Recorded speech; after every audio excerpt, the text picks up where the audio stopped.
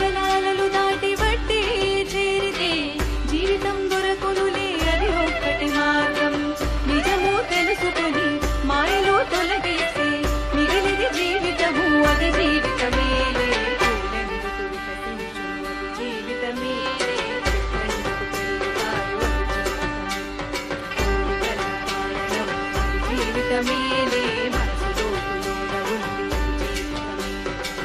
పుట్టిన ప్రతి ప్రాణి లక్ష్యం ఒకటేలే పూలెందుకు వికసించును జీవితమేలే చెట్లెందుకు పెరుగుతాయి కోరికల కారణము జీవితమేలే మనసు లోతులోన ఉంది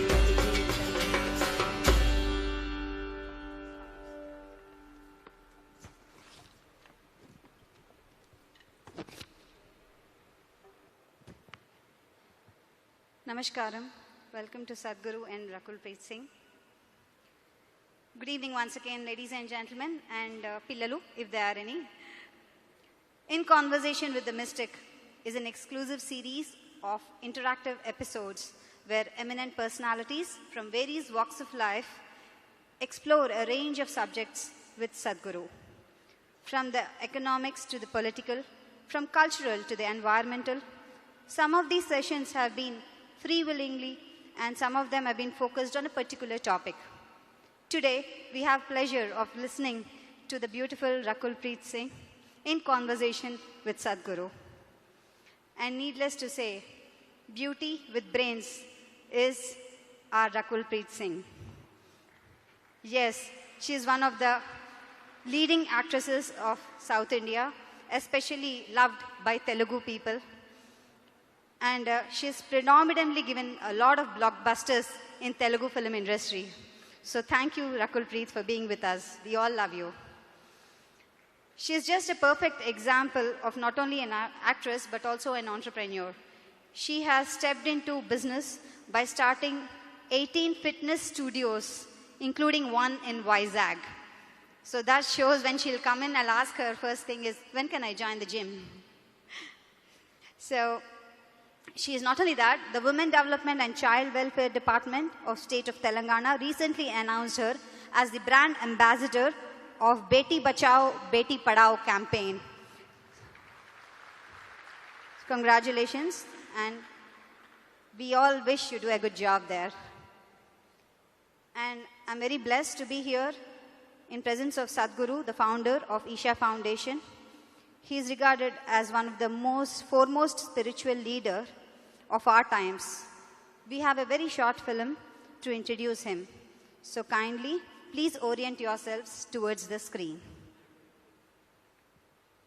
In the next half hour, you're going to meet a man who has a devoted following across India and indeed around the world. While yoga and meditation are at the core of his teachings to promote individual growth, the work of the foundation covers conservation, education and health. And you'll find him astonishingly pragmatic on a range of very modern-day problems. Let's meet Sadhguru.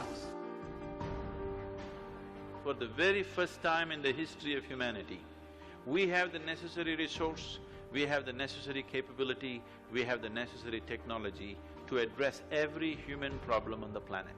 Even 25 years ago, we couldn't have dreamt of it. But the only thing that is missing is consciousness. Today, the spotlight is on a project called Green Hands in India. We started a mass campaign and 6 years I spent planting trees in people's heads. That's the most difficult terrain, believe me. And now in the last 6 years, we've been transplanting it, and that's happening much more easily.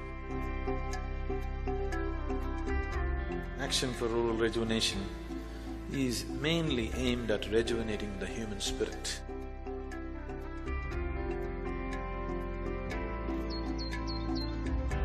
English and computer skills are very essential to make these children come out of the hopeless economic and social pit they are in. If you could first tell our viewers, what is the idea behind it? Initiative, insight, which is more specific towards entrepreneurs. Whatever the nature of your business, ultimately, it is all about human well-being. Isha Foundation, a non-religious, non-profit public service organisation headquartered in southern India. Sadhguru has established Isha Institute of Inner Sciences in North America as a space for inner transformation and complete well-being. Surrounded by the serene forests of the Cumberland Plateau, Isha Institute attracts visitors from around the world for its unique programs and special events. We've engineered the outside world in so many ways, but we've done nothing about this one. If you want to know well-being, in is the only way out. This is what I want to teach you too. That is, you can be completely intoxicated without any drug, just on life. This is a shift from wine to divine. How can you love one and hate the other when the same divine exists in all? Spiritual process is not about looking up or looking down, it is about turning inward. See, the only thing that I'm really good at is just this. I can just make the air around me just crackle with energy.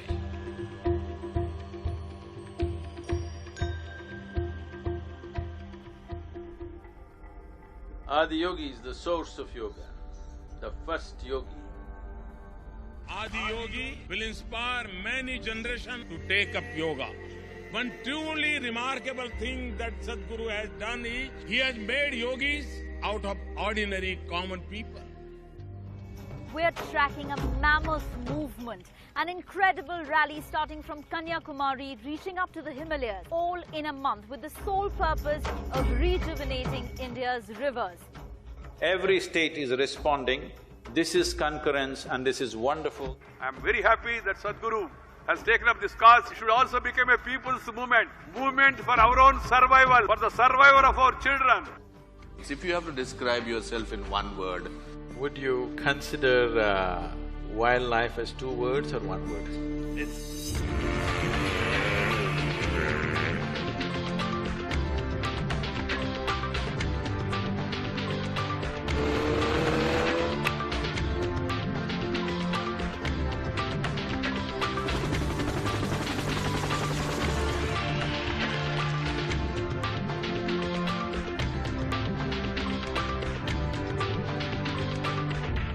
President Pranab Mukherjee felicitating his Sadhguru for all his spiritual contribution.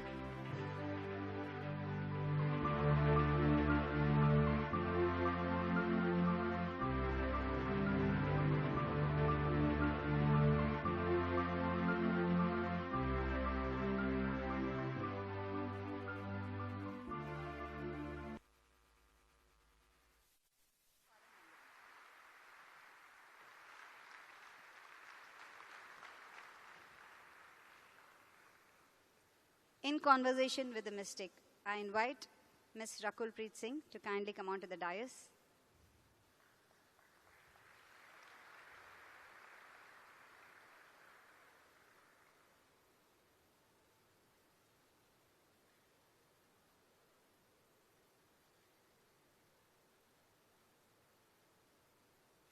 And now I invite Sadhguru Garu onto the dais.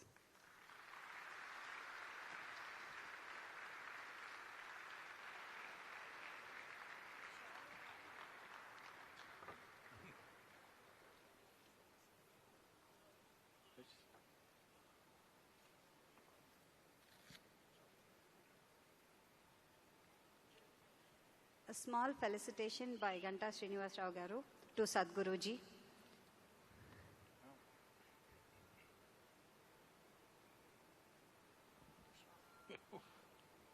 I'm already fully…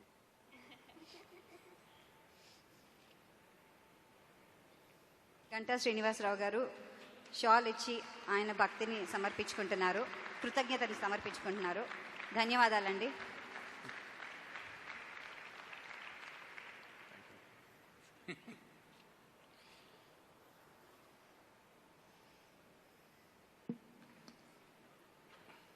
Thank you.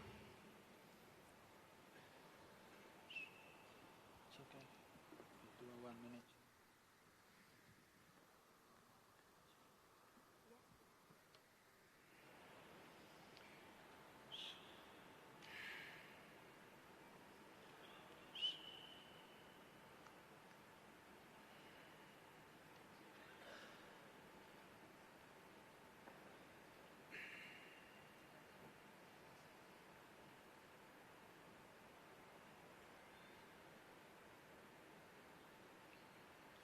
Jananam sukadam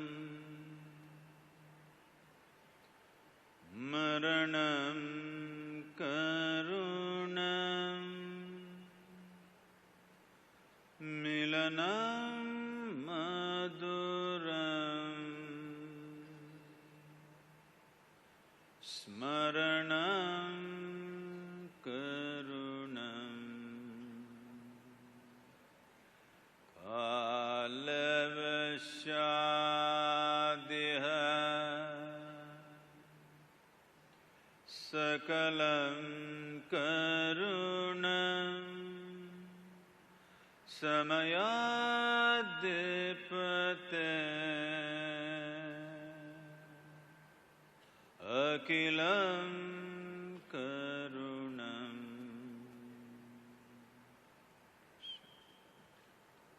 Namaskaram. Namaskaram to everyone. Namaskaram. Firstly, it's an honor, Sadhguru, to be sitting here in front of you and being able to have a conversation with you. So thank you so much for this opportunity, and good evening to one and all here. I have to admit that this is the first time I feel stage fear. I've never been camera conscious. I've never had stage fear, even in school. But I was just hoping that I don't get over mesmerized and just don't forget the things that I have in my... I'll be looking away. Yes, please. and the questions that I have in my mind.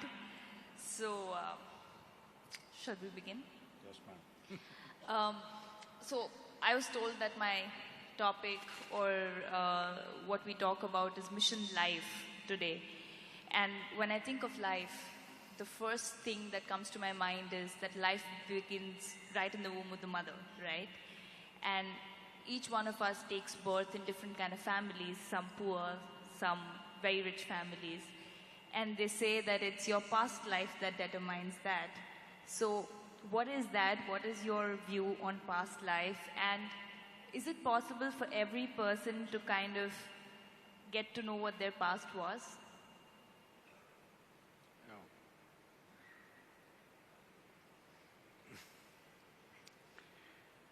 Now, it is true that if you… those who have more than one child, would know this if they paid attention. But otherwise, you can go to a hospital, watch 10 children who are just born.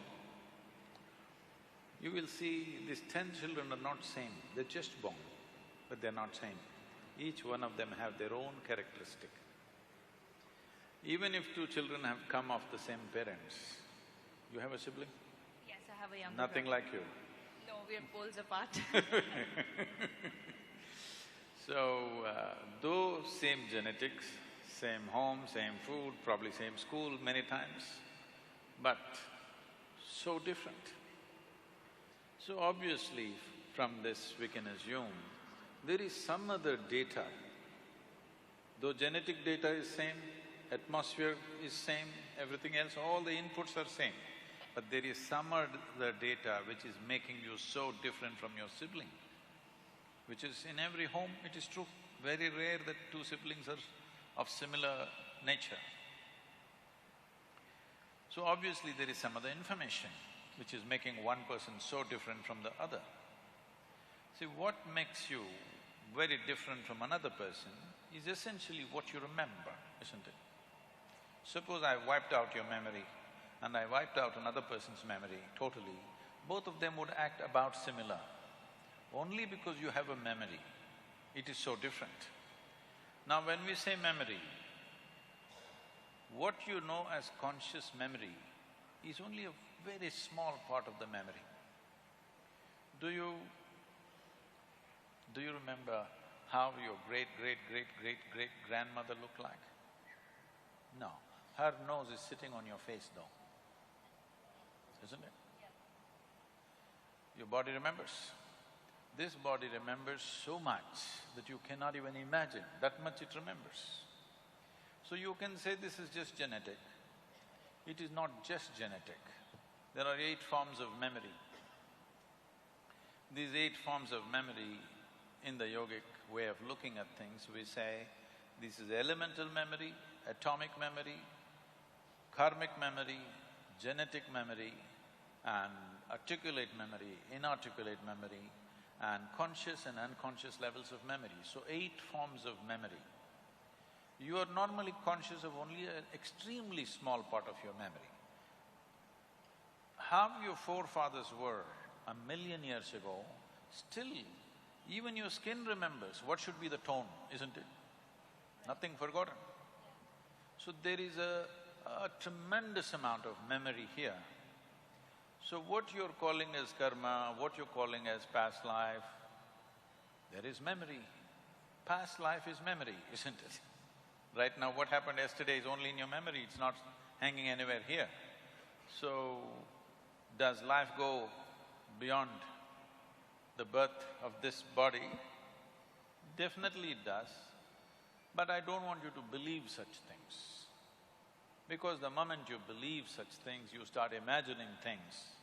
This is gone crazy, particularly in United States. Anybody who says, if they like this person, oh, maybe our past life. 3 days of romance and then they realize there's no future. Right. So, if you start believing these things, your imagination will fly, it's no good. But if you access these dimensions, then it transforms you in a completely different way. Is it necessary for every human being to access these memories? Not necessary, because most people cannot handle the memory of this life, they're freaking. Yes? True that. 10, 20 years of memory, they cannot handle it. If you remind them of 10 lifetimes of memory, what will happen to them? They better not remember. Anyway, a whole lot of things are being done in the… all imported from United States largely, about past life regressions and this and that. These are just psychological processes. With psychological process, if you go to a certain level, essentially you're going into analyzing yourself. With this analysis, you could come to some conclusion, some imagery, whatever. Through psychological processes, you can never, ever break through the barrier of memory which separates you from one life to another. Something deeper than your psychological structure has to be activated for you to know that. Is it possible? Yes, it is possible. But what is the purpose? Now, there are some people on purpose now, it's said, I don't know how much or to what extent it's right, that certain people have patterns in their life, of say failure on work front, or be it relationships, or just they're lucky with certain things, unlucky, and then they're directed towards a direction that maybe, you've got some thing from your past life hanging on, and that's why they go into regression to kind of clear out those layers and auras is what I've heard. So how much is that true? See, essentially what you're saying is certain things going wrong in this life means you're in some way incapable of handling this life. Now I will hand you one more lifetime to you, will you handle it properly? No, that's definitely not the reason why you go there. Sometimes for spiritual reasons, to enhance certain dimensions, we do break through those things, but that is not at all needed for most people because their lives will get totally disturbed by this. I'm just saying, for example, it so happened, let's say you're walking on the street and… I'm just making this frivolous, okay? You're walking on the street and you saw a street dog and you remembered, oh, this was my brother in my past life. And you ran after the street dog, but the dog doesn't remember. You know what'll happen. So you should not believe these things. But does it exist? Definitely it exists. So the attitude that you must take is, you do not believe these things, but you do not disbelieve these things. You don't mind. You clearly understand life is much more than what you think. So there could be any number of possibilities. If you want to explore, if you're interested, I can give you a method how to explore. But just believing something, because somebody says in your past life you were this, you were that, this will only destroy the present life, because you will go from reality to hallucination. But as long as it's just to get an idea, just for fun, inquisitiveness sake, then it's fine. No, it can get you into serious trouble. Right. But then you do agree that there are soul connections, like the souls remain the same around. I mean, that's what I've heard, that people say that your family or your near and dear ones… Which one are you talking about, the right one or the left one? The souls? Yeah. Well, both. They were together in the past life. So I'm talking about both together. So you already found your soulmate, huh? Right. I think only in my slippers I found my soulmate. So does that happen? Like they say that your friends or your families or, you know, from your past lives to now, they remain the same, or the souls around you are the same, or maybe in form of your friends.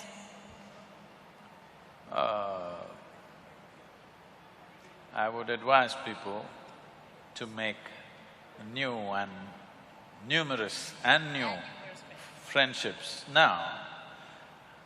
Even for lifetimes, if you can't make new friends and the same idiots are going with you every lifetime, That's really sad. you must be in a terrible condition. Yeah. I know you come from a profession where people used to sing Janam Janam all the time, but not anymore. No. We just make them believe on screen, trust me. Not anymore, right? No, only on screen we Only still in make them believe. 70s Janam Janam happened, not anymore. Even now we dance around the trees and make them believe that that exists, but the reality is quite different.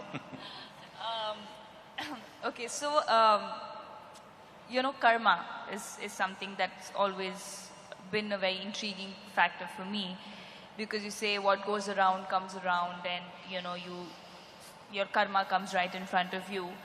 Still, I always feel that in a country like ours, there is so much that people get away with, you know, in terms of corruption, in terms of crime, or power takes over. Where does karma come in? Is karma limited to only poor people, and it doesn't apply for the rich or the powerful?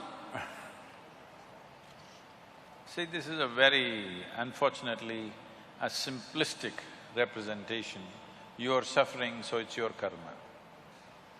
I think if somebody is suffering, to tell him, it's your karma, so you are suffering, is not some great insight into karmic substance of that person. It's just that you lack humanity. You're going through something painful, I say, oh, it's your karma.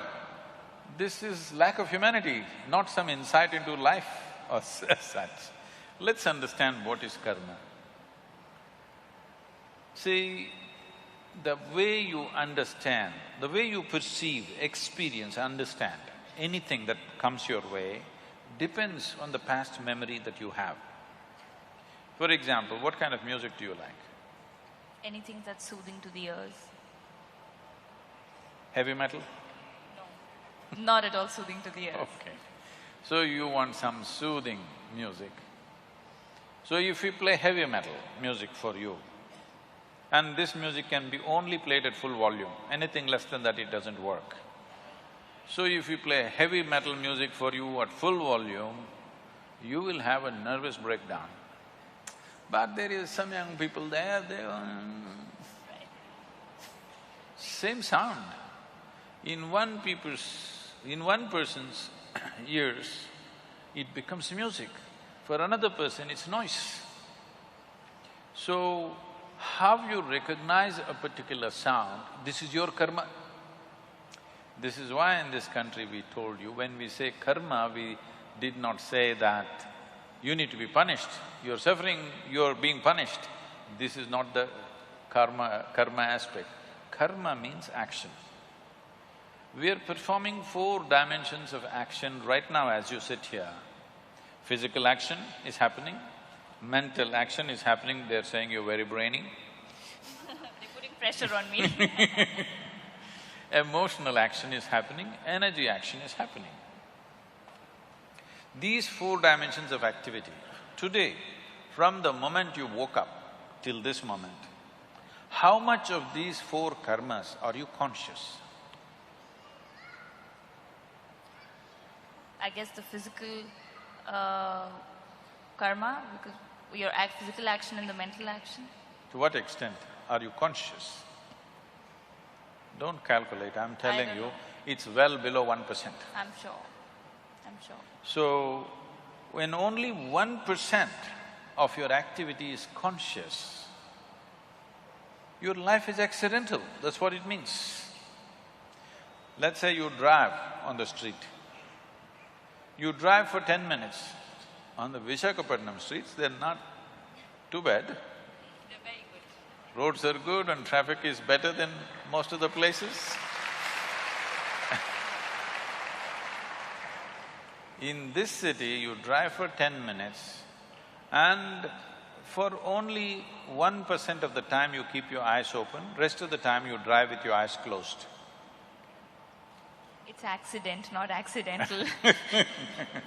No, sometimes people are compassionate, they may make way for you. So, it's not accidental, it's an accident, it's going to be a crash. 100%. Yes. So that is what is happening with life. This is why so much stress, so much fear, because largely it is happening unconsciously. What you're doing, what your body is doing, what your energies are doing, what your thought is doing, emotion is doing, very small speck people are conscious of, rest is unconscious. If you increase the size of what is conscious, suddenly it feels like everything is in your hands. If you can consciously conduct your body in every way, 15 to 20% of your life and destiny will be in your hands. If you can consciously conduct the thought process, 40 to 50%, along with thought, emotion also, if you conduct it consciously, anywhere between 40 to 70% of your life and destiny will be in your hands. If you can conduct your very life energies consciously, 100% of your life and destiny will happen the way you want it. If you become available to a dimension of intelligence within you, which is beyond you, which is… we call it chitta, you can call it grace, you can call it whatever. If you become available to grace, you not only are in charge of your life and your destiny, you can also take charge of the life and destiny of 1 million people around you. This is available to a human being. Will a human being explore these dimensions, or do they want to just eat, sleep, reproduce and die one day? It's up to them. But no matter who you are, what kind of work you do, how much money you have, what you do, you can try to forget it, but mortality is hanging in your face, isn't it? Most people don't get it unless a doctor gives them a terrible diagnosis or they get very old. But isn't it true, as you inhale and exhale, if the next inhalation doesn't come in, you're gone, poof. So fragile this life is. At the same time, it's so sturdy, how many things a man can do? But, woof, it'll be gone. When we are here, we think we are everything. What we don't understand is, as you sit here right now, countless number of people have walked and sat on this planet like you and me. Where are they? All topsoil. We're mere particles which Yes, will just… unless… this will also become topsoil, unless somebody chooses to bury you real deep, fearing you may rise from the dead. You know, there have been instances. Yeah. Can I tell you a joke? Sorry? Can I tell you a joke? Yes, please. This happened. There was a couple in Texas, over 70 years of age. It was their 40th wedding anniversary also. They've been always wanting to go to the Holy Land of the Jerusalem. But being in business, children, this, that, they never made it. Over 70 years of age, now they got the opportunity. Both of them went. They were overwhelmed by the whole situation there. They walked the streets, they walked in the street where Jesus is supposed to have walked. You know, Jerusalem reeks of history. Every stone, every cobblestone reeks of history. Then they went to that place where Jesus is supposed to have walked upon water. They were completely overwhelmed, thoroughly enjoying their trip, but unfortunately, the lady had a heart attack and she died. You know it happens. Then he was making preparations to take the body back to Texas. Then the local people approached and said, see, this is not a bad thing. Your wife has died in the Holy Land. This is the place to die. So there is no need to go to Texas, and above all, it costs you $18,000 to transport your wife's body to Texas. We will do it here. $18,000 plus local charges there. So for you, a special price because you are from Texas, $20,000, we'll do everything. The man thought about it and said, no, I will take her to Texas. They said, no, no, no, you are under stress, you know. Please don't torture the child, whoever.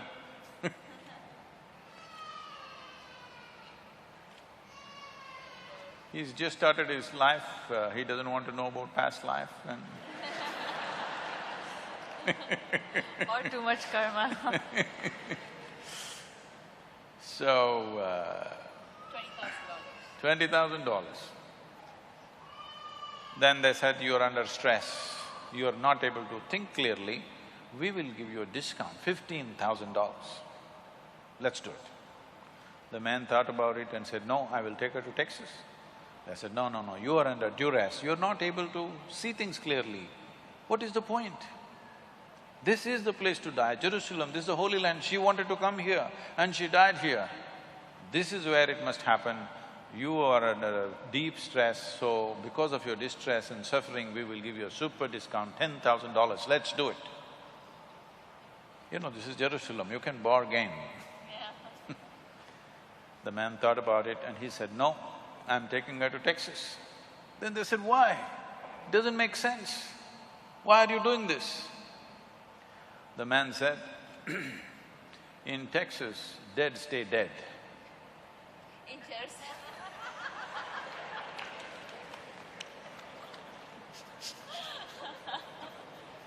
Well, he didn't want to risk it. So, we are sitting here right now.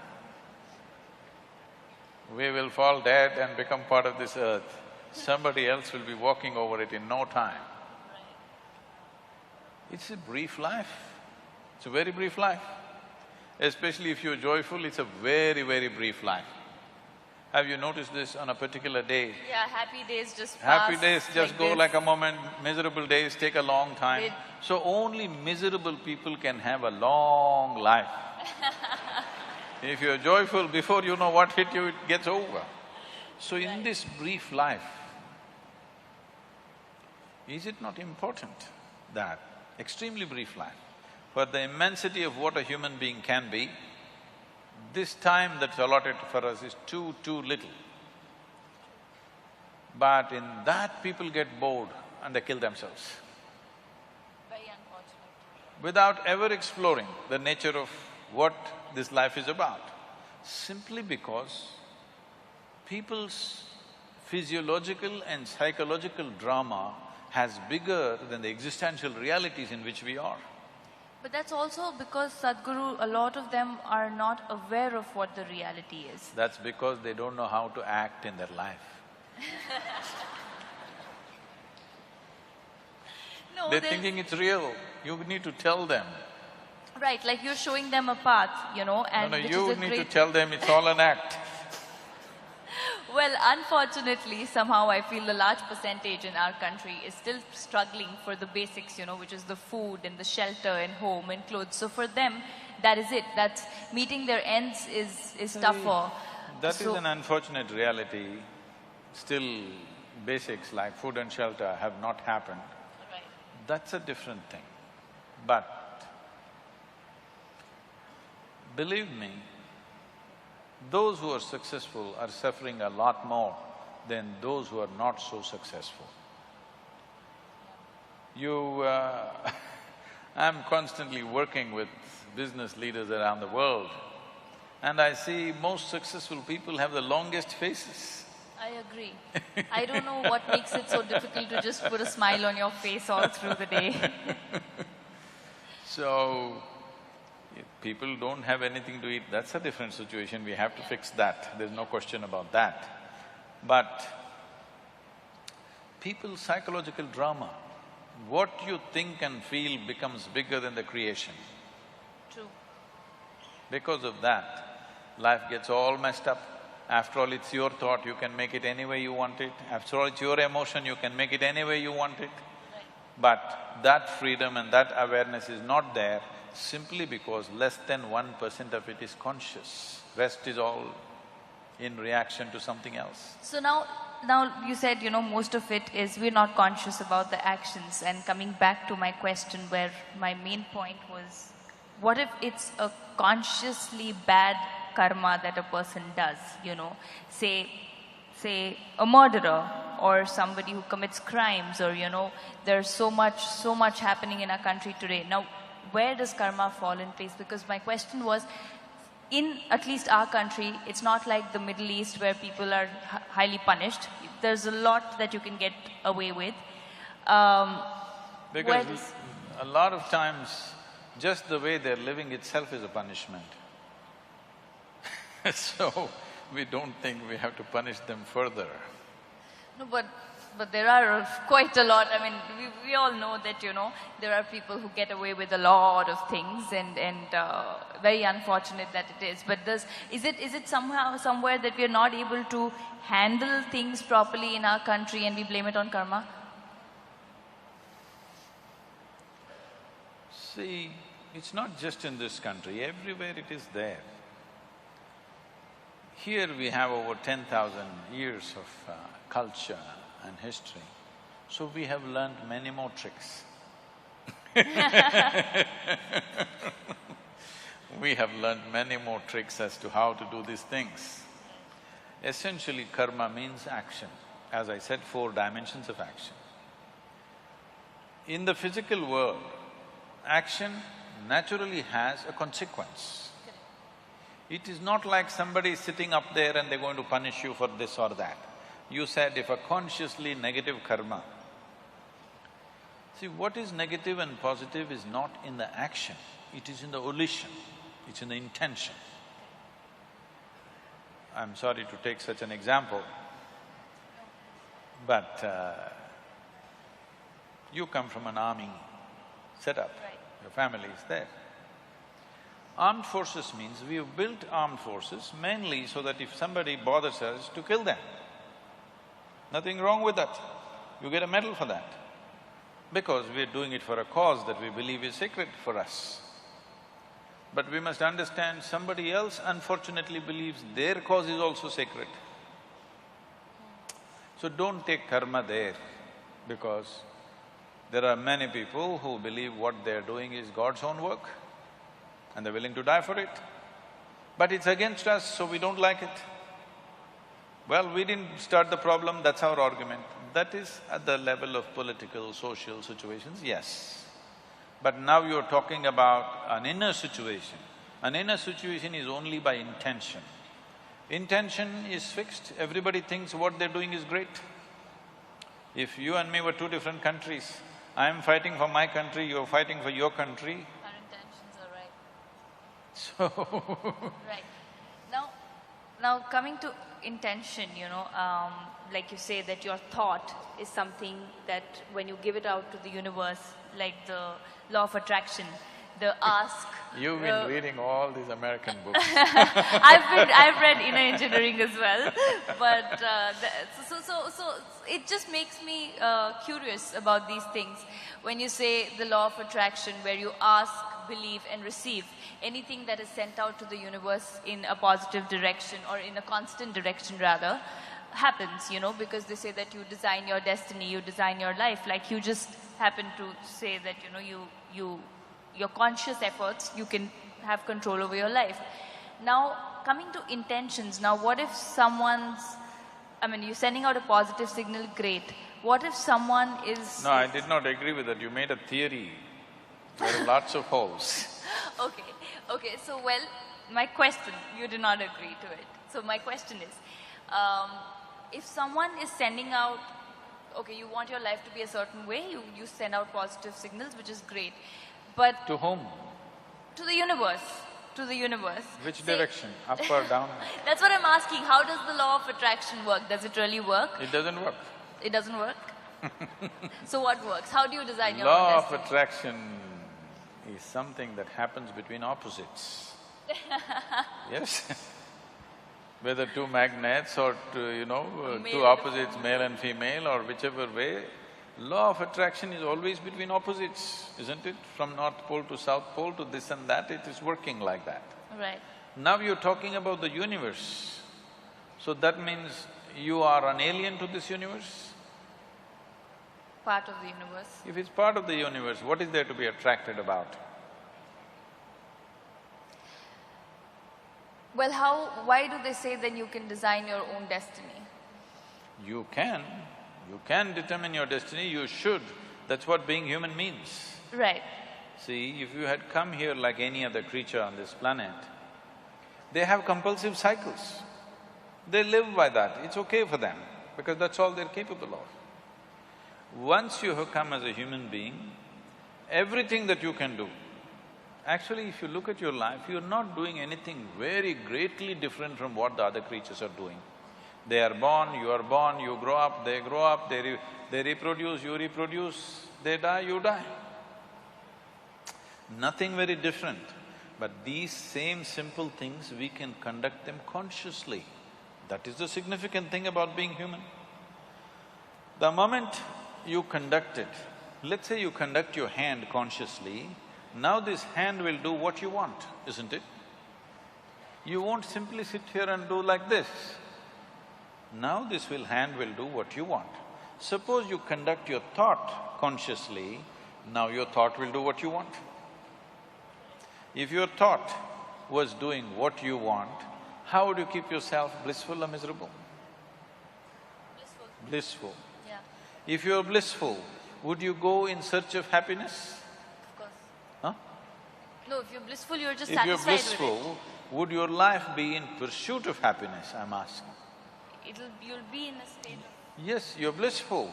So these things that people think are the greatest things in their life, to be peaceful, joyful, nonsense, wouldn't mean a thing to you, because you're blissful. But you can't say that to them, they'll feel insulted. You have to… You have to play the tunes.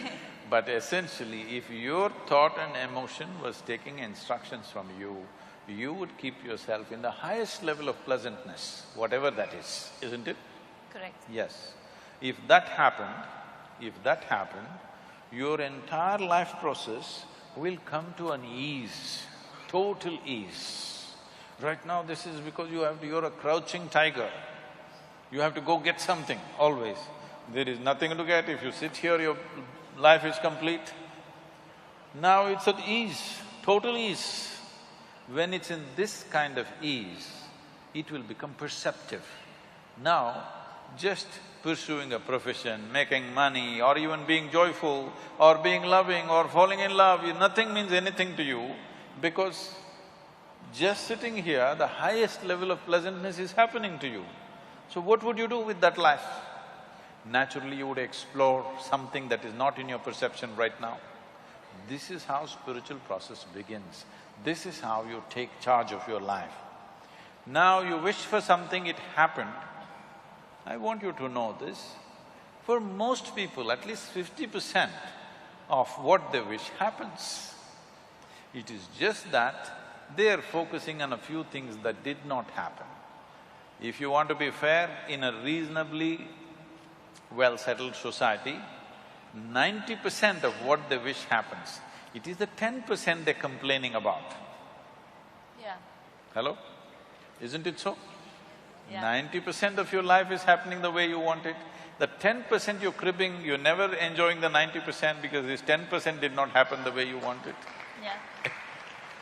So already, to a large extent, you're in control of your destiny. a little is going off, but that little can bother you. It's like you drove 100 kilometers properly. Let's say you have to drive 100 kilometers. 90 kilometers you went properly where you want to go. At the 91st kilometer you crashed. Still it's not good, isn't it? Yeah. So that's why they're complaining. I'm not saying they're complaining for nothing. Because at 90 kilometers everything went well, just before reaching something crashed. So they still suffer for that. Now, right now this is because situations are happening around us. Not all situations will ever happen the way we want it. Because situation is not just me. Situation is so many people involved, so many forces involved. All of them need not happen my way. But if I'm happening my way, I'm blissful, okay? Whether the golf ball flies straight or goes into the mountains, I'm still blissful. Right. As long as you're playing golf. Even if I'm not playing. Right. So now coming to this, now as long as things happen your way and you're on your own path and you're blissful and positive… No. I'm not saying as long as things happen your way, you will be blissful. If you're blissful, things will it happen. doesn't matter which way it happens.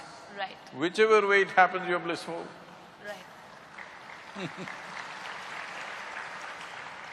See, this is essentially, the world has put cart before the horse.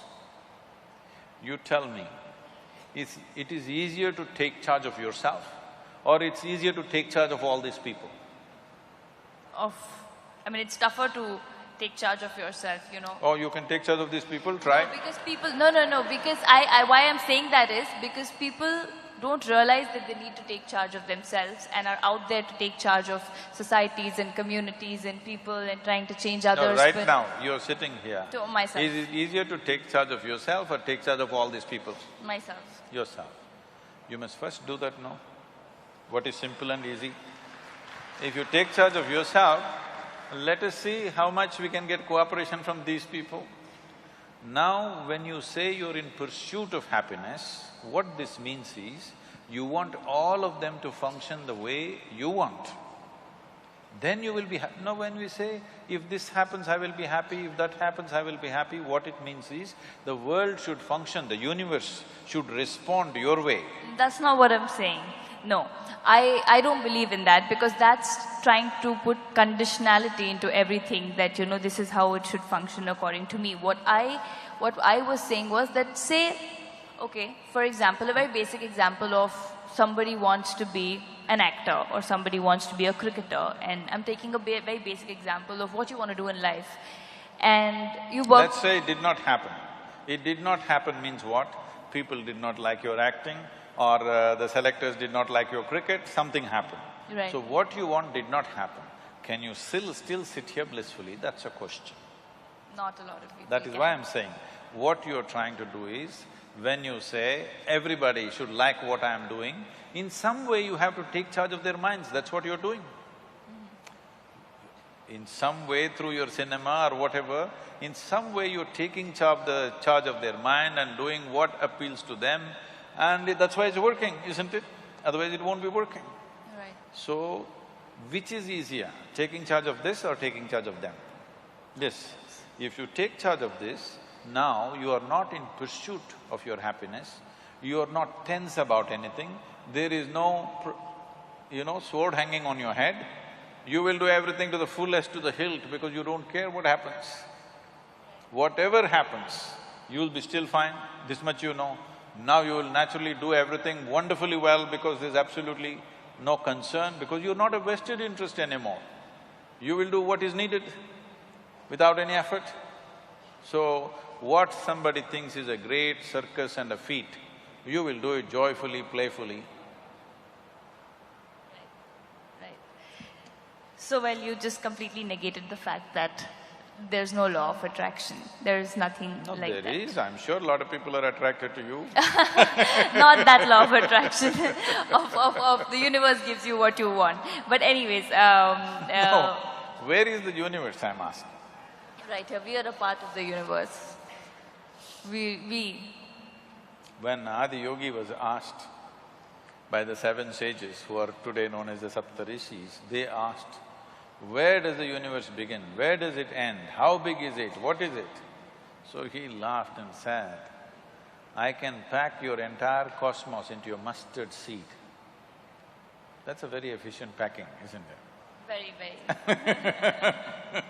So, because what you think is time and space is because of the nature of your mind. What is there, if you transcend the limitations of your own logical mind, what is there is here, what is here is there, what is then is now, what is now is then. Everything, time and space gets all mixed up in your perception. Right. So, when this happens, now you won't be talking to the universe. Those who are not on talking terms with their neighbors talk to the universe. Right.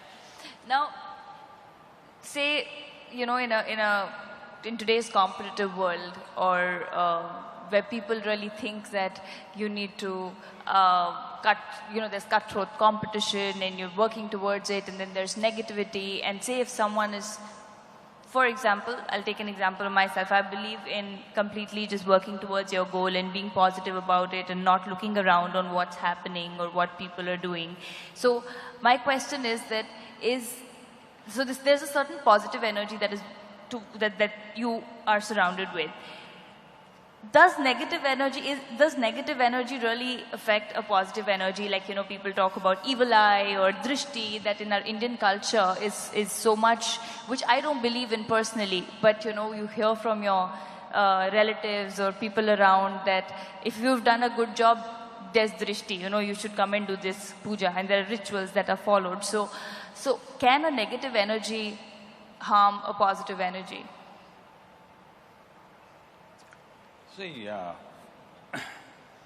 instead of looking at this as positive energy and negative energy, the same energy can function positively or negatively. What is, if something works favorably for me, I say it's positive. If it works as a detriment, I say it's negative. But it is not essentially negative or positive. It may be, what is darkness for you is light for a whole lot of creatures on this planet, isn't it? Electricity is right now doing positive things to us, so if you stick your finger into it, it does something else to you. It is still positive as far as you touch the positive only, not the negative. Right. So, what it does is simply dependent upon variety of things, the way it arranges itself. So, is there something like you are surrounded by some negativity which affects your body, mind, energy, everything? Yes, there is. This is something, just 3-4 days ago, they were giving me the studies they have done. In our yoga center, we have a rejuvenation center. We have what is called as Klesha Nashana Kriya. Sorry, what is it called? Klesha Nashana Kriya, that means a kriya which destroys impurities. To put it simply, few of them knew what to do, maybe previous generation knew, gradually they just started doing like this. But if you observe a person and do it in the right way, it does certain things, so we have a whole scientific process. How to do this, just the same thing. See, today let's say you're very exhausted or rejuvenates you Yes, completely. rejuvenates you in some sense. So this is a water wash. Similarly, we can do wind wash, we can do fire wash, we can do substance wash, like with grains and other things we can do. So what this is like a fire wash, but it needs to be done in a certain way. Water can touch our body, water can touch our skin, there's no problem. Fire cannot touch your skin, it needs to be done in a certain way. They gave me the study report, which is amazing. There is a record of children who have come with this ADD and these kind of problems. 21 Klesha Nashanas, they're completely free of medication and fine. No medicine, no any kind of treatment, nothing. Just fire wash 21 times in 21 days, and they come out clean and no medication, nothing, they're fine after that. There are any number of records. I was just looking at this 4 days ago and it's amazing. But this, all our grandmothers wanted to do. They did not just do. I remember many times, when I came home from outside somewhere as a little kid, my mother would look at me and say, I think you need drishti, we must take. I said, come on, rubbish, I don't want any drishti. But she wouldn't let me, she would make… I would be running around, still she would be doing something. I don't know whether it worked or not, I was too whatever mentally, too against all those things. But today there is proper record of what it does to people, tremendous things it's doing to people. So that means it does exist. It does, I mean, there's no question about it. It does. The question is, do you know how to do it properly? We're thinking of… looking at this, I spoke to the people who are doing it and said, we must give large-scale training to people. We must even produce videos and put it out so that everybody knows how to do it in their homes. Because this is such a simple thing that anybody can do at home and it has tremendous impact. So that means it's that simple for someone to just put drishti on someone and then they suffer? Like, say in terms of ailment or like they saying take off drishti, say suppose I don't believe in it at all. And I believe, like you said, your mother would run around you and you didn't believe in it, I don't believe in it, and I feel that if you're a good person, these things can't harm you. If you're doing your things the right way, how can someone… I want you to know, a lot of good people go through works in this world. Sorry, go through? Lot of good people go through terrible works in this world. Yeah. This is not a movie, this is real life, where a lot of good people suffer like hell, isn't it? Right. This brings to the first thing, that means good things don't always happen to good people. Oh, not at all. Because… Unfortunate. I must tell you this. A lady was driving in Minnesota. She had a flat tire. And she got out. She had never handled a flat tire. Have you ever? No. No? No. Once when my driver was with me, so I was okay. So, she had never handled it. She was in a party clothes with high heels. She struggled, she put the jack lifted. She was terrified because she had parked in front of a mental asylum and there were all kinds of strange sounds coming from inside.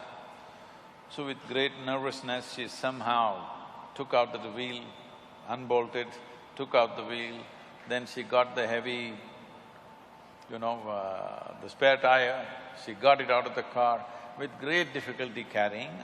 She had put the 4 nuts in a hubcap. These days there are no hubcaps, they used to be hubcaps. And tottering around on her high heels, she stepped on the hubcap. And these 4 nuts flew in 4 different directions. Now she did not know what to do, no nuts, how to fix the wheel. She just stood there dejected. Then from the 3rd floor of the mental asylum, a young man who was there called her, "Hey lady." She looked up terrified. He said, "See, take out one nut from the other 3 wheels and fix this wheel. With this you can easily drive to the next gas station and there you can fix it up." She did just that. Then she looked up at him in gratitude and she said, "You are such a smart young man. Why are you in this place?" He said, "I may be crazy, I'm not stupid." So, people may be good, but they're stupid. Stupidity, you pay. Stupid means just this. There are many levels of stupidity, but the worst kind of stupidity is just this. Your own thought and your own emotion doesn't take instructions from you. Tell me, it's your choice. You can either label yourself crazy or stupid. Your own thought. See, if it so happens, my hand starts slapping me. Somebody comes to do something to me, I can take care of it. If my hand starts slapping me, what is the solution? Nothing, you're just crazy. Yes, you get slapped all the time. So most of the time, this is all that's happening to people, is their own thought and their own emotion that's freaking them all the time. Who else is poking you? Right. When was the last time somebody poked you with a dagger? Hello? When was the last time? Nobody ever poked you. Huh? You know, she's saying no, even if you're in politics, nobody poked you. But you are busy poking yourself all the time. So, it's up to you to choose the label. You're either stupid or crazy. None. Would want to choose none. Okay. So, my next question is about astrology. As to… All this time you're talking about taking charge of your destiny. No, that's why I want to know that does it really I mean, how, to what percent is it actually relevant? Is it true? Can people really tell your future?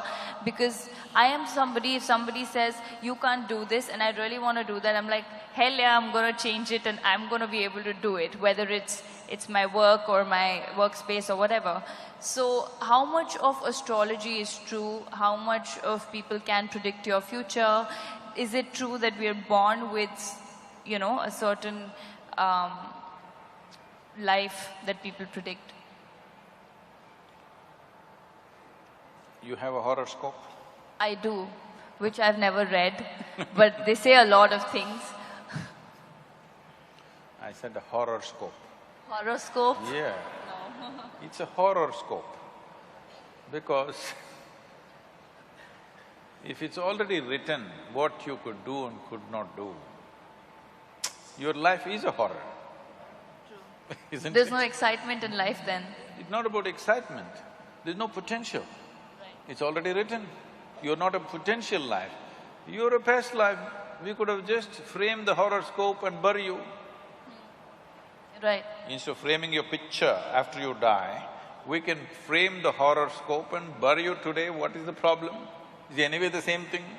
Because once you're past, it is just that which people remember about you, either it's written or in their minds, like a story. So there's no science to it. We'll come to that. There is some.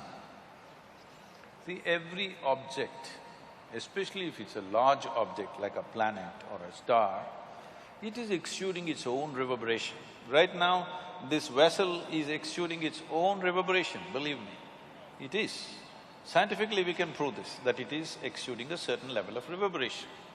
Right now, it contains water, so it is exuding one kind of reverb.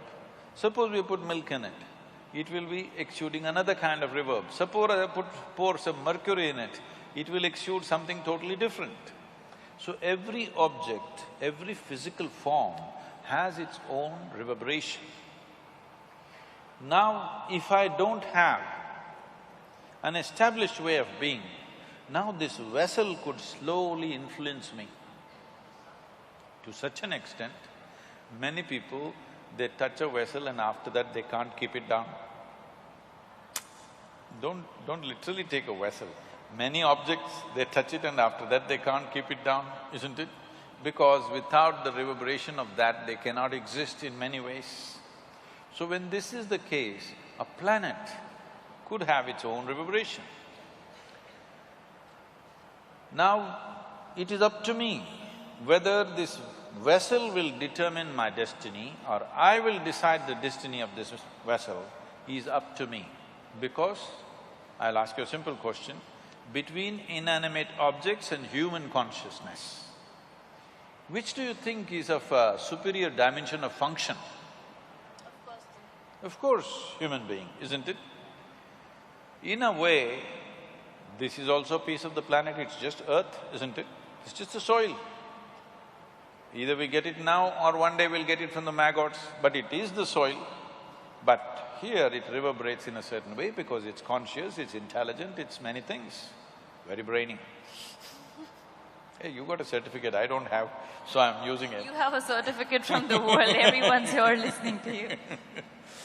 So, this is conscious. This should determine the nature and the destiny of the inanimate object. When I say inanimate object, what you call as a planet, all the 9, 11 planets are also inanimate. Yes, they're big, but they're inanimate. The stars that you're talking about also are inanimate, and many of the stars that you believe are there are not there, actually. Yes, many of them are actually not there. They died long time ago. Because it takes light years for the light to reach you, you think it is there, but they're gone many million years ago. So, inanimate objects should decide the destiny of human consciousness, or human consciousness should determine the destiny of inanimate objects, which way it should be. This should decide, isn't it? But right now, a whole lot of people are allowing inanimate objects to decide their destiny. They definitely have an influence. Will you allow it or not is the question. Do you know that on full moon nights and no moon nights, we are on the coastal city, the waves are coming up, tides. Do you also know people, if they're psychologically disturbed on those days, they become much more disturbed? Yes? I'm asking you, this is between you and me. Do you go crazy on full moon nights? No. No? I never go crazy. I find it hard. So that means the full moon, which has such a big influence on the ocean, such a big influence on that person who's mentally fragile, has no influence on you? So, the thing is whether you are going to allow it to influence you or will you influence it, is the question. Full moon is only rising certain things within you. If the whole ocean is rising, obviously all the fluids in our body, including our blood and everything else, all the gland secretions, everything is rising. It doesn't create madness. If you're little crazy, it'll make you more crazy. If you're joyful, it'll make you more joyful. If you're loving, it'll make you more loving. Whatever you are, it enhances you a little bit because it's pushing it up. Over 70% of this body is fluid, isn't it? So if the ocean is rising, is nothing rising? Definitely something is rising. So full moon day means, in this country, full moon days and new moon days were the real holidays. Because it has something to do with our life. On that day you go to the temple, on that day you meditate, on that day you spend with the family, all kinds of things. This was important. We took away that science because our bodies and our existence is very deeply linked with the solar system, the way it functions. But will we ride the cycle or will we be crushed by the cycle? This is a choice that we have. If you learn to ride it, it'll be fantastic. If you don't learn, of course they'll crush you. Of course. So it's all about the willpower and the internal… Conscious, being conscious. She's saying we have spoken enough. Oh, okay. She's saying we have only 20 minutes left. Okay. So she wants me to wrap it up right now. No, I'm kidding. Yeah, so I suddenly… my chain of thought went there, should I do the audience question, should I ask one last question? But my last question, Sadhguru, would be, whenever anyone talking to you or listening to your speeches or following you, or me for example also, feels that life is really simple, and it's beautiful and it's full of love everywhere. We are love, things around us exude love, things around us have life. But how difficult is it for people to understand that life is simple, and why do you think the smallest of the things have been complicated by human race so much, be it relationships, be it marriages, be it love, be it work? There's just so much superficial things overcoated, and people are just missing out on small joys of life, and they just don't live life the way it's supposed to be.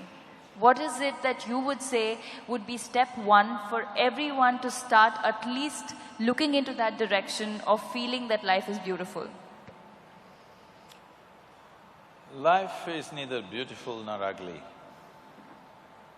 nor is it love nor hate.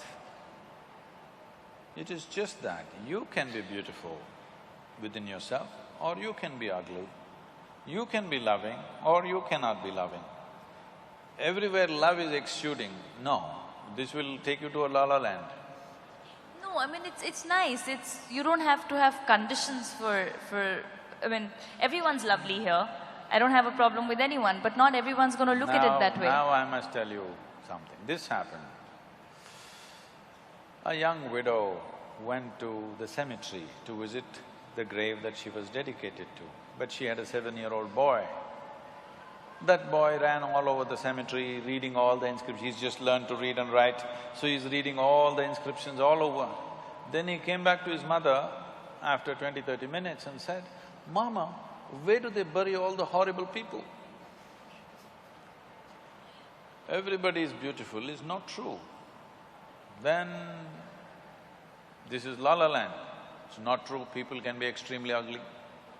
But if you are beautiful, even that ugliness you can transform to whatever extent you can.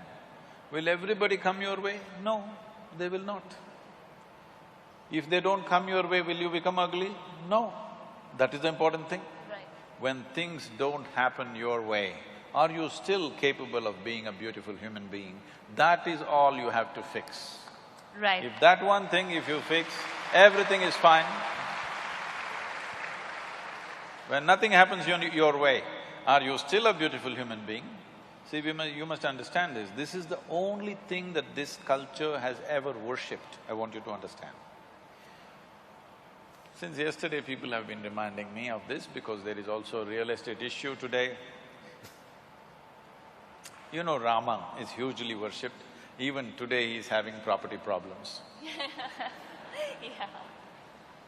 He had continuous problems. Young prince, grew up well-educated for those days, very balanced, nice young man, gets married to a young, beautiful princess. For some political reason, he has to leave his kingdom and go to the forest. I know in the movies, in the Rama Rao movies and also Ramanand Sagar's television serial, Rama and Sita are in the forest and all romance and all this. That's not how it works in the jungle. I've lived in the jungle by myself alone for weeks on end. When I used to come back after 2-3 weeks in the jungle, even my parents wouldn't recognize me, they would look at me, what has happened to this guy? Because insect bites all over and your face is swollen and it's a different thing. Living in the jungle is not fun. Yeah. It is fun if you enjoy it, I did, but it's not easy on your system. So this young princess, she's not Adivasi or something, she's a princess. Taking her and living in the jungle is not some romantic story. It's a hard thing. The idea of sending him to the jungle is so that he must suffer, isn't it? Right.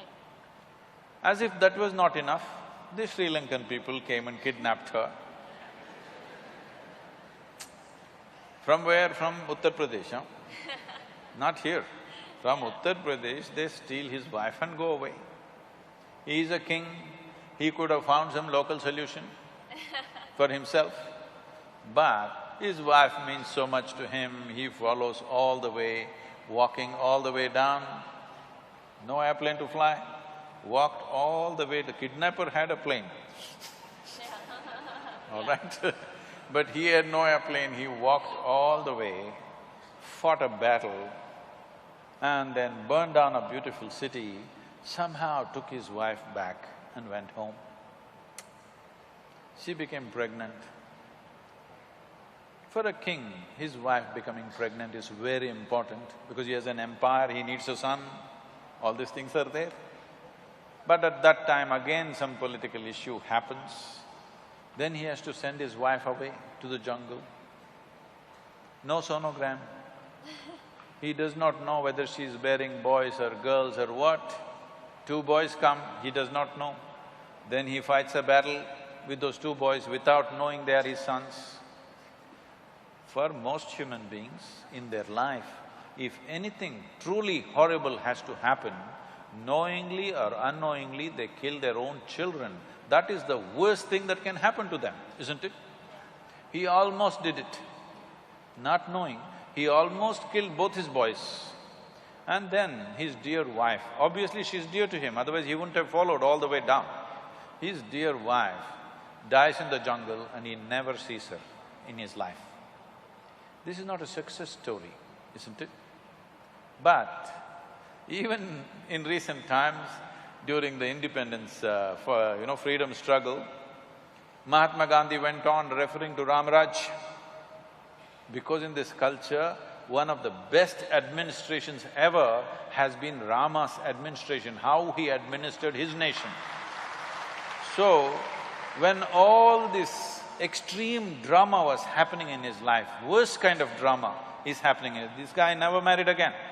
He lived alone, he almost killed his own children, complete disastrous life. But he remained balanced and did his administration and whatever work he has to do with such balance and efficiency that after 5,000–6,000 years, when we talk about a ideal nation, we say Ram Raj. So, the essential thing is this, whatever the drama, however bad it is, every deal is bad. What happened in his life, if one of those things happened to most people, they'll crack up. One of those things, serial disaster. But he is doing everything to the best of his ability that he can do in the given moment and fulfilling his duties, whatever he has to do. So it is that freedom that he has from his drama that's happening around him, absolutely free. This is mukti. As he is alive, it's Jivan Mukti, as he is alive, he is free.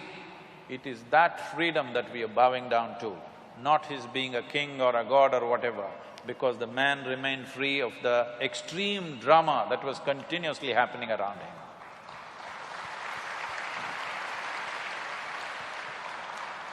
And now we can take questions from the audience.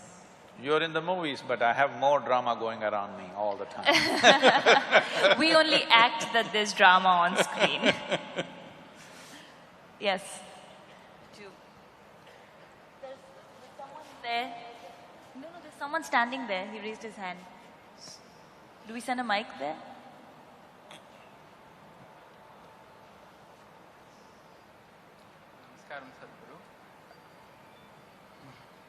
Namaskaram, Sadhguru.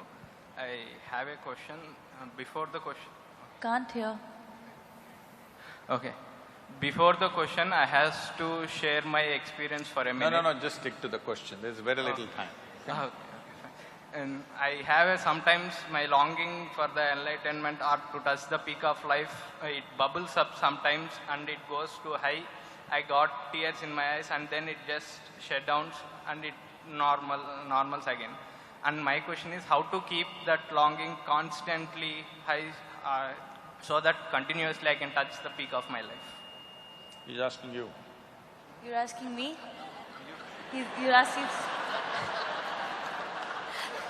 I was trying to… The audio is not that clear. He's asking you, obviously. Oh.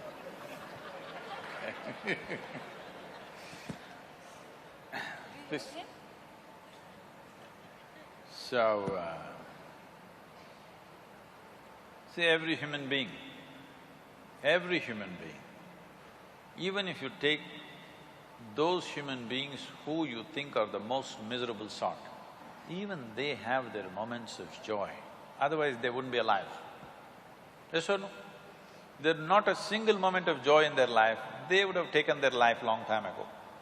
There is joy, but they're also manufacturing misery. So this is something you must understand. People think love, joy, ecstasy are happening to them. Once you make this mistake, you also start thinking misery, frustration, anxiety, depression is happening to you. No, you are doing it to yourself. You can do either joy to yourself or misery to yourself, agony to yourself or ecstasy to yourself. If you want to know how to do what you want with this, do you agree with me?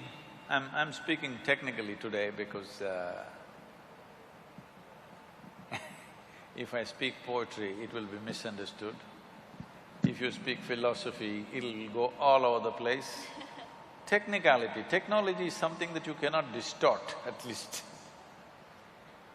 Do you agree with me that this human mechanism is the most sophisticated mechanism on this planet? Huh? Do you? Not your new iPhone? No. This eye is far more sophisticated than anything.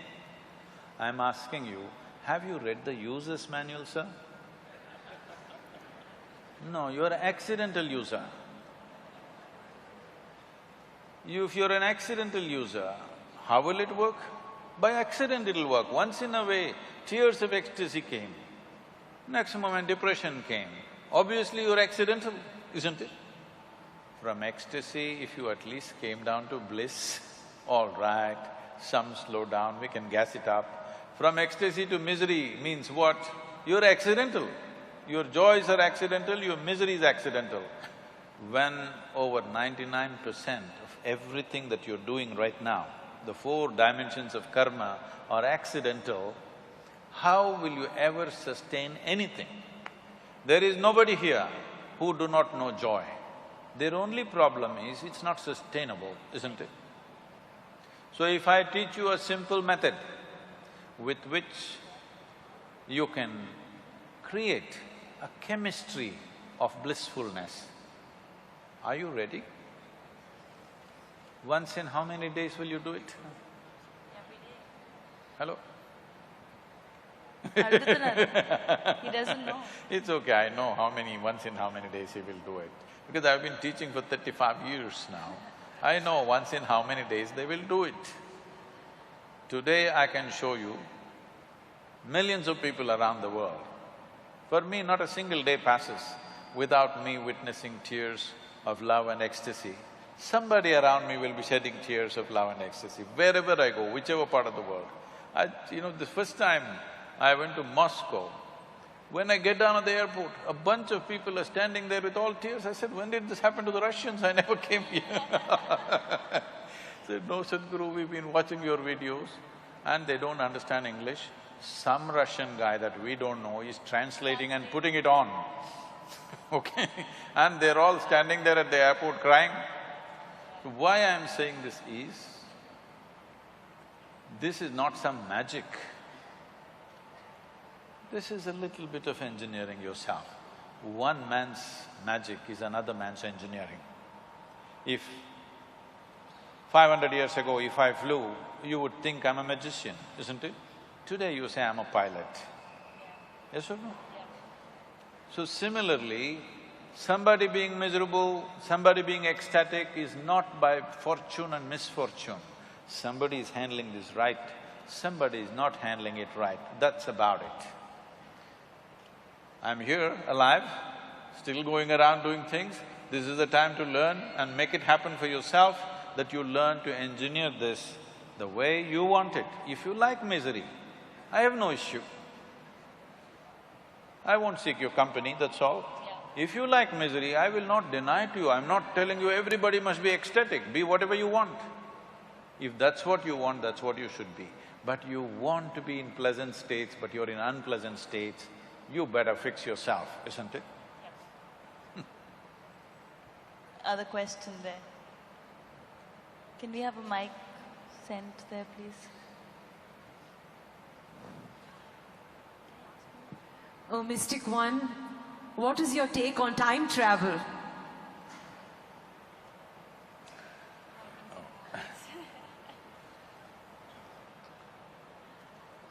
I thought my number was different. Okay. Time travel, I think I already spoke about it, and this idea of time and space comes to you because you're working within certain limitations, functioning within certain limitations.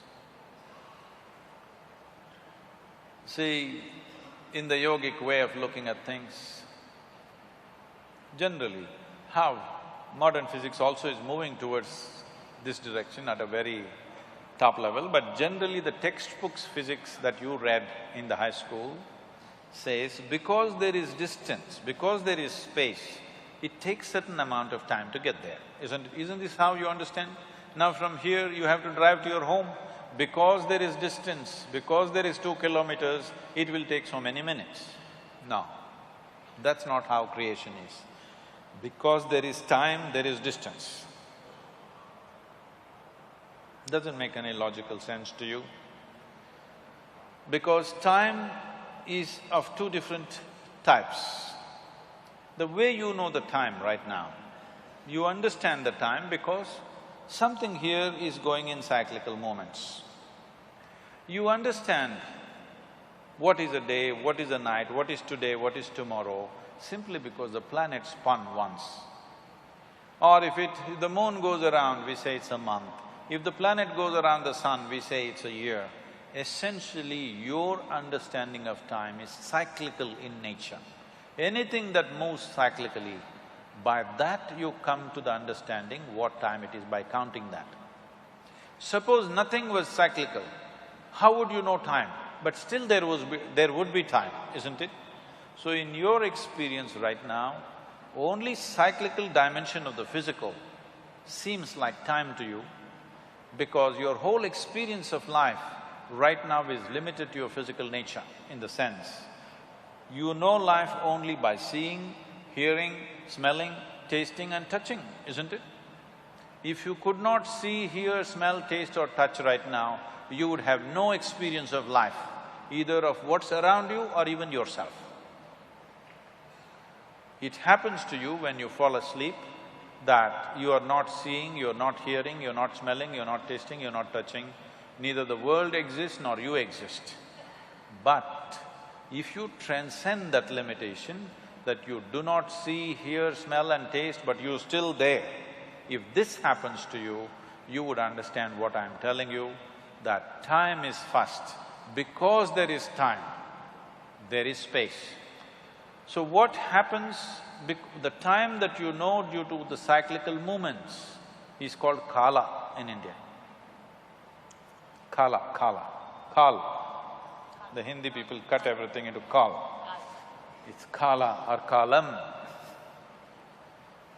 So what is kala? Also means darkness. Space is always dark, isn't it?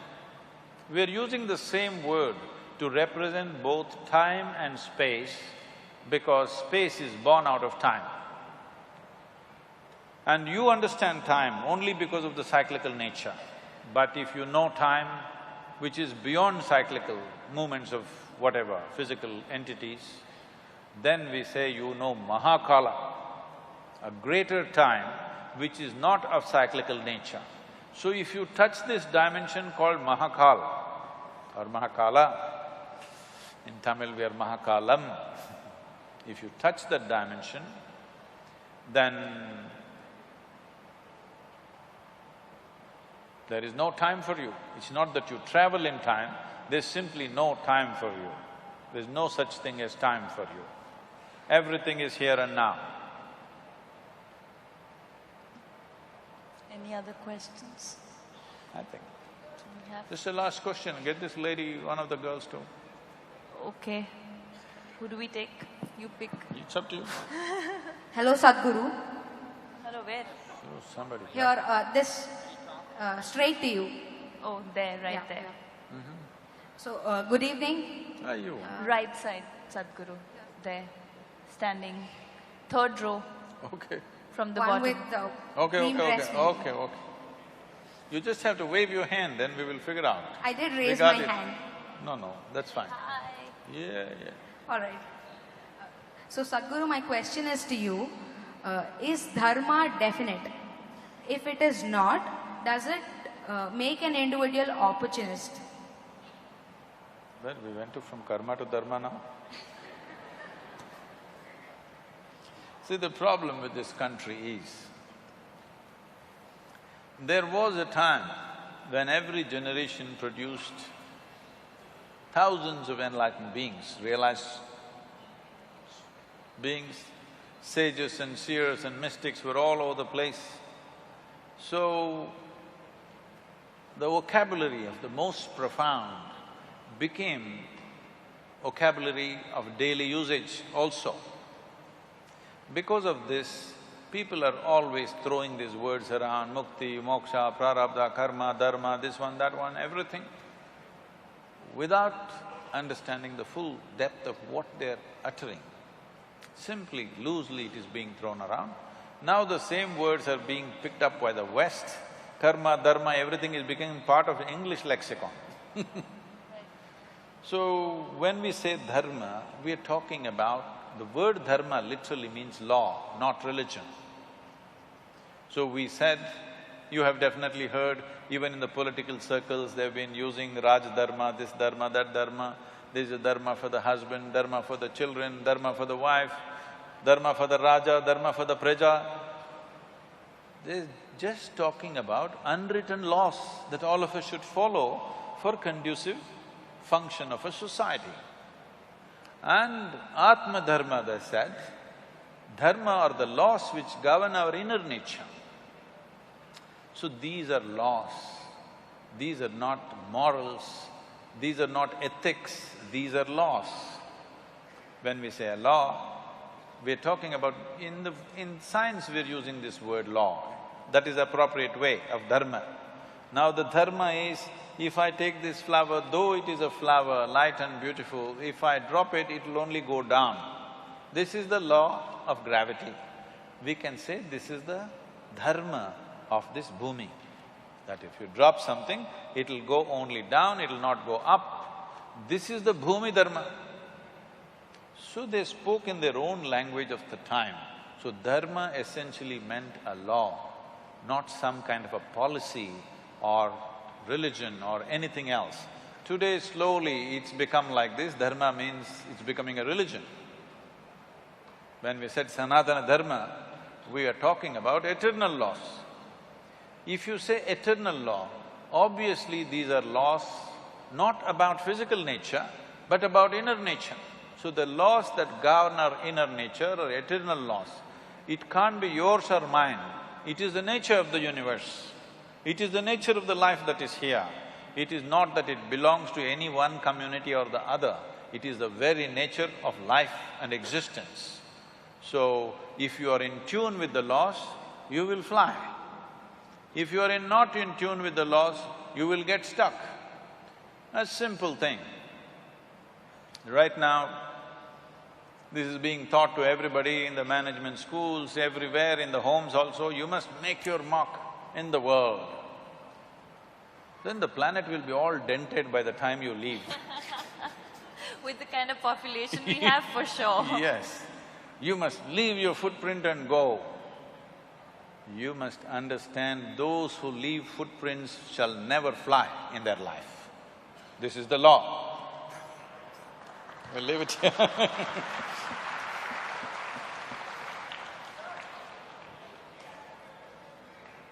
Thank you, everybody. I'm sure… Madam is the boss. I'm sure you must have enjoyed this session as much as we have enjoyed bringing it to you. We thank Rakul Preet and Sadhguruji for this thoughtful exploration. Thank you very much, all of you, for being here.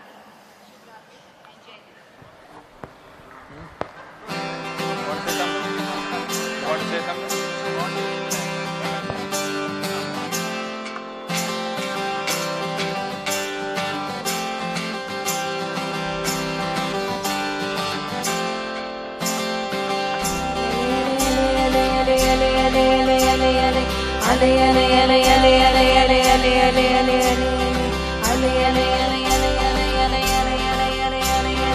మనసు ఎగురుతున్నదు హాయిని వెతుకుతున్నదు బ్రతుకులైజ మెరుగరానిదై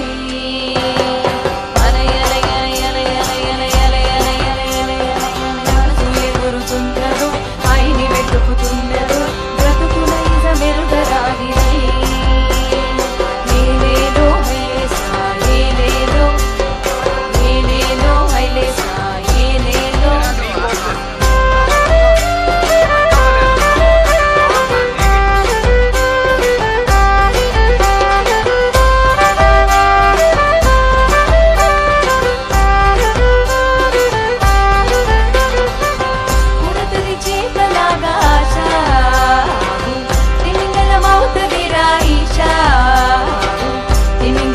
బలలో పడినా నువ్వు మళ్ళీ చెప్పకేసి చూస్తావురా హైసా హైసా ఉడతడి చేపలాగా ఆశ తిమింగళ మౌతదిరా ఈశా తిమింగళ మీ బలలో పడినా నువ్వు మళ్ళీ చెప్పకేసి చూస్తావురా హైసా హైసా దారి నెడుతుంది నావా కదులుతుంది అలలో ఆశల మీద జన్మ కదులుతుంది అరే ఆశల మీద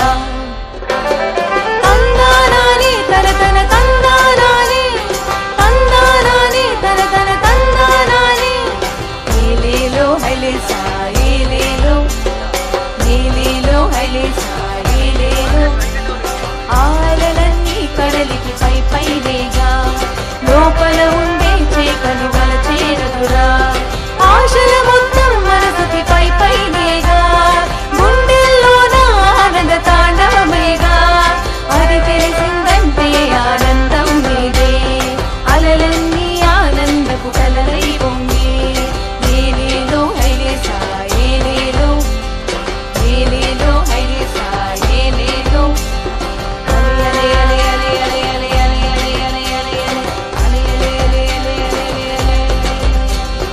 అలే అలే అలే అలే అలే అలే మనసు ఎగరుతున్నదో పైని వెతుకుతున్నదో బ్రతుకునైజ మెరుగరానిదై అలే అలే అలే అలే అలే అలే అలే అలే అలే అలే అలే మనసు ఎగరుతున్నదో పైని వెతుకుతున్నదో బ్రతుకునైజ మెరుగరానిదై ఏలేలో హైలేసా ఏలేలో ఏలేలో హైలేసా ఏలేలో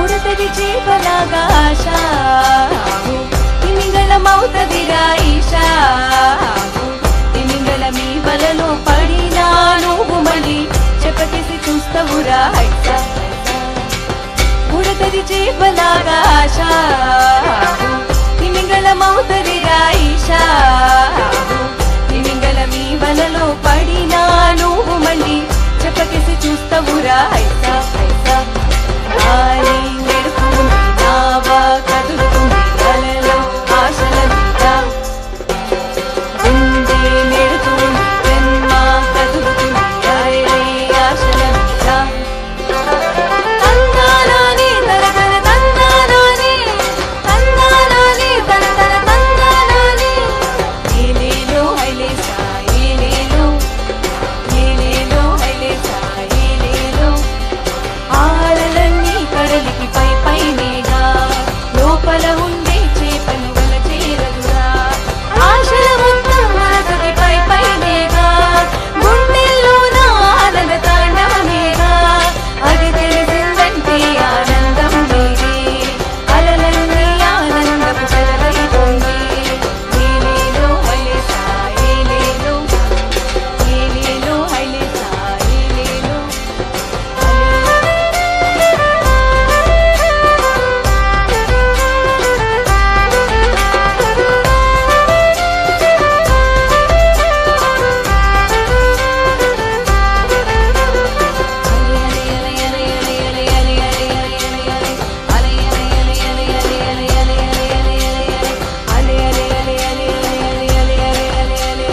మనసు ఎగురుతున్నదో పైడి వెతుకుతున్నదో నైజ మెరుగరానిదై